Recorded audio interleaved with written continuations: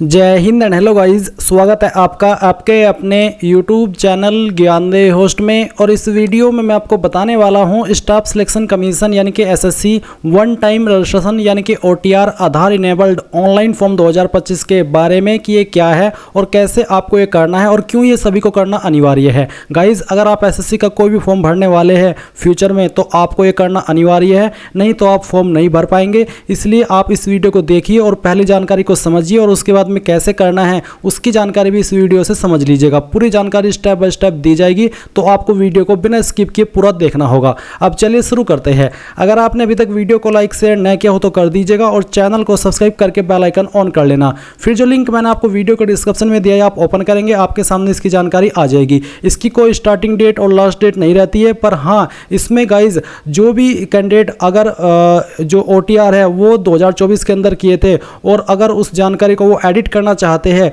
तो वो 31 मई 2025 यानी कि इस महीने तक ही कर सकते हैं। बाद में आप इसको एडिट नहीं कर सकते। आपने जो OTR करके रखा है 2024 के अंदर वही आपका फाइनल माना जाएगा। बस उसमें जब आप कोई नया फॉर्म भरेंगे आपको आधार वेरिफिकेशन करना होगा। इसलिए अगर आपने कोई गलती कर दी थी OTR 2024 के अंदर कोई भी इंफॉर्मेशन, तो आप उसको 31 मई 2025 यानी कि इस महीने की एंड तक एडिट कर लीजिएगा, ताकि फिर बाद में आपको कोई प्रॉब्लम फेस न करनी पड़े। उसका तरीका भी आपको बताया जाएगा कि कैसे आपको एडिट करना है। अब यहाँ पर आपको क्या करना है, इंपोर्टेंट लिंक के सेक्शन में आएंगे, ऑफिशियल वेबसाइट पर आ जाएंगे एसएससी की और आप ये नोटिस देख सकते हैं। इस नोटिस में आपको ये बोला है कि सूचित किया जाता है कि 2025 परीक्षा चक्र से अर्थात 2 जून 2025 से वन टाइम रजिस्ट्रेशन आधार सक्षम होगा, यानी कि सभी कैंडिडेट को आधार वेरिफिकेशन कराना होगा। इसके अलावा ये कहा है कि 9 मई 2025 को जारी वार्षिक परीक्षा कैलेंडर के संबंध में यह सूचित किया जाता है कि मौजूदा one time registration form OTR को संपादित करने का विकल्प केवल 31 मई 2025 तक ही दिया जाएगा। जो कि मैंने अभी आपको बताया भी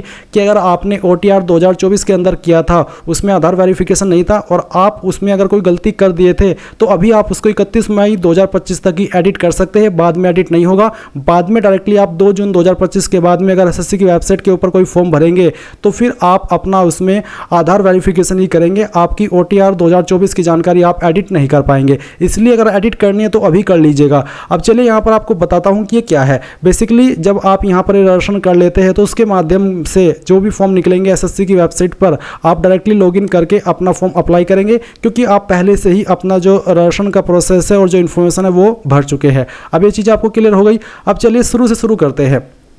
तो जब आप इस वाले इंटरफेस पर आएंगे, यहाँ पर आने के बाद में गाइज आपको लॉगिन और रजिस्टर इसके ऊपर क्लिक करना है। देन आपके सामने ये वाला इंटरफेस आ जाएगा। अब यहाँ पर आने के बाद में मैं फिर से आपको ये बताना चाहूँगा कि गाइज अगर आपने 2024 के अंदर इसमें फॉर्म को भरा था यानी कि OTR रजिस्ट्रेशन किया था तो आपका अकाउंट बना हुआ है। आप यहाँ पर रजिस्ट्रेशन नंबर डालेंगे और अपना पासवर्ड जो आपने बनाया था वो डालेंगे और ये कैप्चा कोड डाल करके लॉगिन कर लेंगे। और गाइज अगर आप आपका पासवर्ड भूल चुके हैं तो आप फॉरगॉट पासवर्ड पर क्लिक करेंगे, get verification code on email और मोबाइल नंबर ये सिलेक्ट करके कंफर्म करेंगे। उसके बाद में आपको यहाँ पर OTP सेंड किया जाएगा। इसके लिए आपको यहाँ पर पहले थोड़ी सी इंफॉर्मेशन देनी होगी, जिसमें कि गाइज आप आपकी डेट ऑफ बर्थ यहाँ पर भरेंगे जो कि आपने OTR करते समय भरी थी, और उसके बाद में 10th का बोर्ड आपने OTR करते समय कौन सा सेलेक्ट किया था, जो भी आपका बोर्ड है वो आपको यहाँ पर सिलेक्ट करना होगा। उसके बाद में आप यहाँ पर आपकी रजिस्टर्ड ईमेल ID या फिर नंबर डालेंगे। कोई एक चीज़ डालनी अनिवार्य है, दोनों भी आप देना चाहे तो दे सकते हैं। फिर आप गेट वेरिफिकेशन कोड के ऊपर क्लिक करेंगे।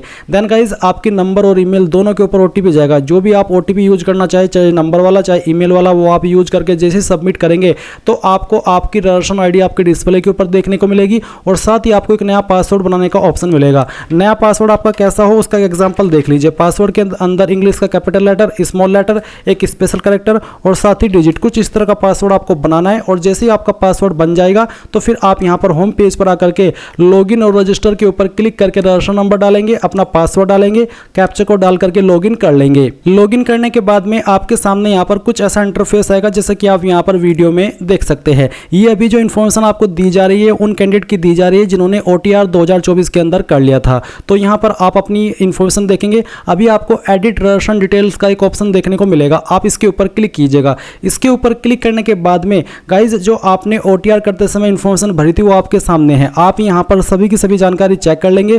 पूरी जानकारी जानकारी आपको बहुत ही अच्छे से चेक करनी है, जैसे कि आपका जो आधार कार्ड है उसकी इन्फॉर्मेशन, फिर आपका नाम जो आपने फॉर्म के अंदर भरा था और ये जो आपका नाम है ये 10th के सर्टिफिकेट के अकॉर्डिंग होना चाहिए। फिर पूछा कि क्या आपने आपका नाम बदला था, अगर हाँ तो यस, नहीं तो नो करेंगे। आपका जेंडर वेरीफाई कर लेंगे। उसके बाद में जो आपकी डेट ऑफ बर्थ है वो भी आपको यहाँ पर आपके आधार कार्ड के अकॉर्डिंग एंटर कर देनी है। तो आपको यहाँ पर कैलेंडर के ऊपर क्लिक करना है और फिर आप यहाँ पर जो आपका ईयर है, पहले आप यहाँ से आपका ईयर सेलेक्ट कर लेंगे, जो क्योंकि ये जो डिटेल्स है वो आपके आधार के साथ में वेरीफाई की जाएगी। अगर आधार के अकॉर्डिंग नहीं होगी तो आपका जो आधार वेरिफिकेशन है वो नहीं हो पाएगा। इसलिए सभी की सभी इन्फॉर्मेशन यहाँ पर आपको आधार वेरीफाई करनी होगी, यानी कि आधार के अकॉर्डिंग भरनी होगी। फिर आप फादर नेम डालेंगे 10th के सर्टिफिकेट के अकॉर्डिंग, मदर नेम डालेंगे, आपका मदर नेम दोबारा डाल करके वेरीफाई कर देंगे।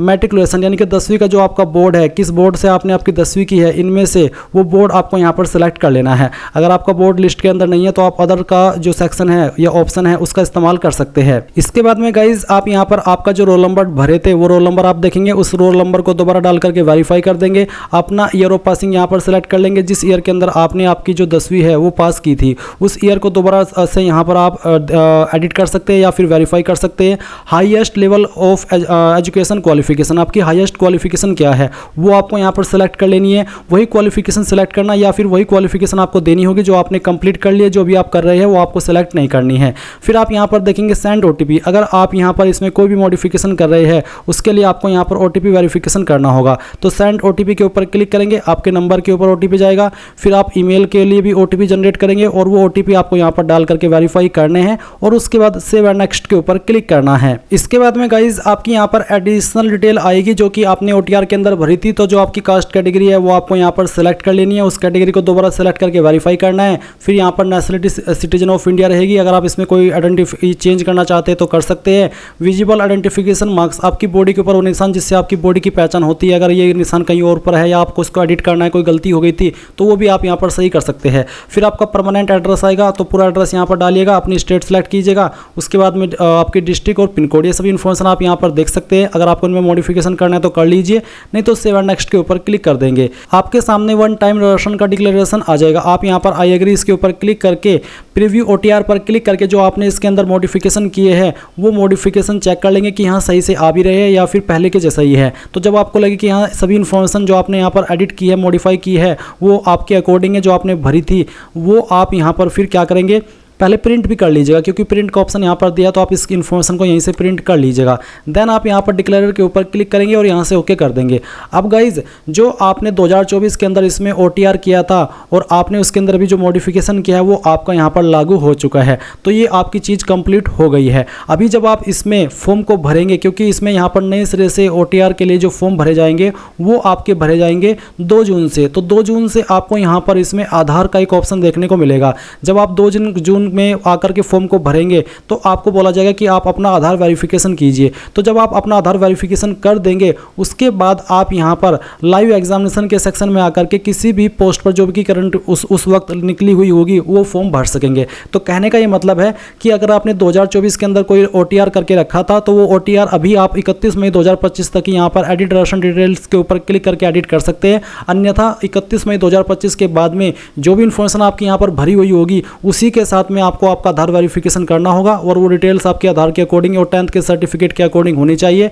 नहीं तो आप यहाँ पर अपने फॉर्म के से हाथ धो बैठेंगे। हाथ धो बैठेंगे से मतलब है कि आप पुरानी इन्फॉर्मेशन के साथ में फॉर्म को भरेंगे जिसमें कि कुछ मिस्टेक होगी और फिर जब आप फॉर्म भरेंगे, आपका अगर उस एग्जाम में आपका सिलेक्शन हो गया तो डॉक्यूमेंट वेरिफिकेशन में आपको बाहर का रास्ता देखना पड़ जाएगा। इसलिए यहाँ पर अभी अपनी जानकारी को बिल्कुल सही कर लीजिए और फिर जब आपके फॉर्म शुरू होंगे 2 जून से किसी भी एग्जाम के, तो तब जाकर के आप अपना आधार वेरिफिकेशन कर लीजिएगा। उसमें ज़्यादा वक्त नहीं लगेगा। जब 2 जून से आपके एसएससी फेज 3 के फॉर्म शुरू होंगे और उसके बाद में एक एक करके जो वैकेंसी आई हुई है इस कैलेंडर के अकॉर्डिंग वो आती जाएगी, आप अपना आधार वेरिफिकेशन करते चले जाएंगे। तो गाइज़ ये सभी को करना अनिवार्य है। और अगर आपने इसमें ओटीआर भी करके नहीं रखा तो आप यहाँ पर होम पेज पर आएंगे और इसमें ओटीआर करेंगे। इसके लिए गाइज़ आप यहाँ पर होम पेज से ही लॉगिन और रजिस्टर इसके ऊपर क्लिक करके यहाँ पर आपको रजिस्टर नाउ इसके ऊपर क्लिक करना होगा और रजिस्टर नाउ नाउ के ऊपर क्लिक करने के बाद में आप यहाँ पर इस तरह का इंटरफेस देखेंगे। यहाँ से आपको कंटिन्यू करना होगा और कंटिन्यू करने के बाद में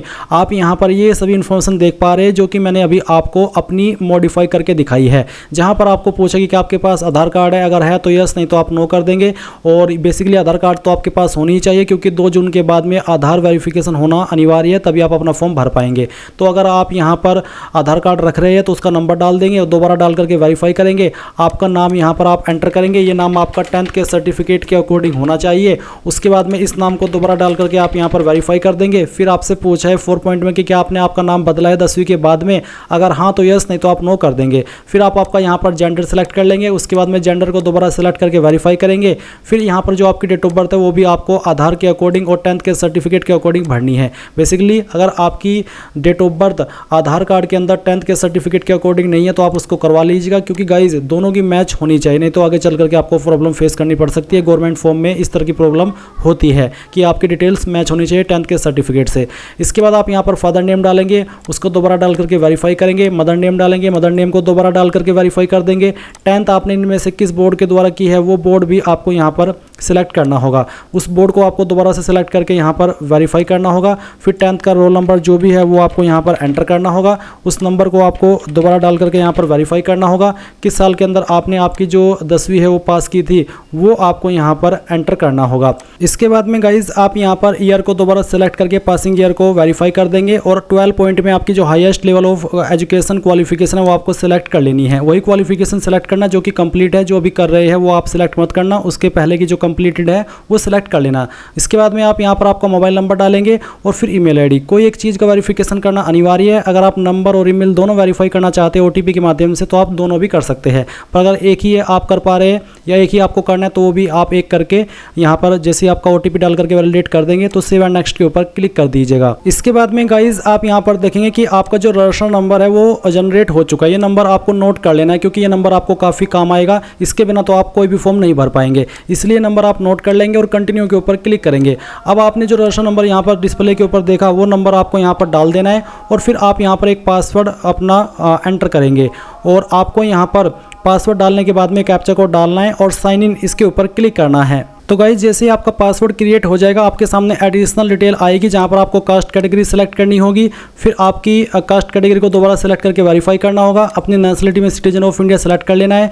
उसके बाद में विजिबल आइडेंटिफिकेशन मार्क्स में बताना है आपकी बॉडी के ऊपर ऐसा निशान जिससे आपकी बॉडी की पहचान होती है। ये मार्क आपकी बॉडी पर कहीं पर भी हो सकता है, आप उसके बारे में लिख दीजिएगा। अगर आप विकलांग है तो आप 5 पॉइंट में यस करेंगे, नहीं तो आपको नो करना है। फिर आप परमानेंट एड्रेस भरेंगे, जो भी आपका एड्रेस है वो आप यहाँ पर एड्रेस के सेक्शन में भरेंगे। अपनी स्टेट सेलेक्ट करेंगे, फिर डिस्ट्रिक्ट और पिन कोड। अब अगर आपका प्रेजेंट और परमानेंट एड्रेस सेम है तो आप यहाँ पर इस ऑप्शन में 7 पॉइंट में यस कर देंगे। अगर अलग है दूसरे वाला एड्रेस परमानेंट वाला तो नो करके अलग से परमानेंट एड्रेस भर देंगे। फिर आप सेव एंड नेक्स्ट के ऊपर क्लिक करके यहाँ से ओके कर देंगे। अब डिक्लेरेशन आएगा, यहाँ पर टिक करेंगे और पूरी तरीके से श्योर होने के लिए आपको प्रीव्यू ओटीआर के ऊपर क्लिक करके सभी जानकारी चेक कर लेनी है एंड देन आपको डिक्लेयर के ऊपर क्लिक करना है। तो आपका यहाँ पर ओटीआर हो चुका है। अब जब यहाँ पर आपके 2 जून से कोई भी फॉर्म शुरू होगा, आप गाइज इसमें ओटीआर तो आपने कर लिया। आपका आधार वेरिफिकेशन करने के बाद आधार इनेबल्ड क्योंकि 2 जून से एक्टिव हो जाएगा तो फिर कोई भी फॉर्म भर लेंगे। जब आपका फॉर्म शुरू होगा उसके बारे में आपको जानकारी दे दी जाएगी। सो ये थी आपकी पूरी जानकारी। आई होप आपको पसंद आई होगी। So thanks for watching. जय हिंद।